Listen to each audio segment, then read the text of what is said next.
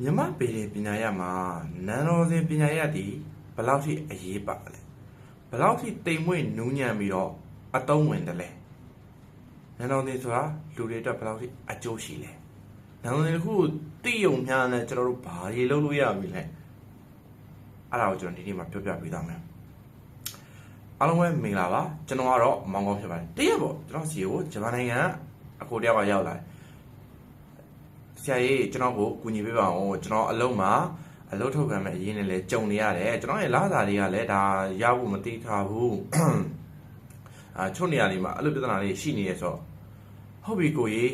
ဘာမှမပူနဲ့အဆင်ပြေသွားလိမ့်မယ်အကိုလစာကိုလည်းအကိုရလိမ့်မယ်အလုံးမှာလည်းပြန်လဲပြီးတော့ဆက်လက်လုပ်ကန်ရလိမ့်မယ်ဘာလို့အဲ့လိုတခွန်းနဲ့ပြောနိုင်တာတော့ဘာမှမပါပဲဘာလို့အဲ့လိုပြောနိုင်တော့အဖေကရှင်းရှင်းလေးပါပဲနန်းတော်စဉ်ကြောင့်မှာတူလာမီတဲ့အခါသည်ဗုဒ္ဓခါဖြစ်တယ်ဗုဒ္ဓခါမှာမြတ်စွာဘုရားသည်ညံသုံးမာနကိုအောင်မြင်ပြီးတော့ညံသုံးပါးကိုလည်းရရှိပြီး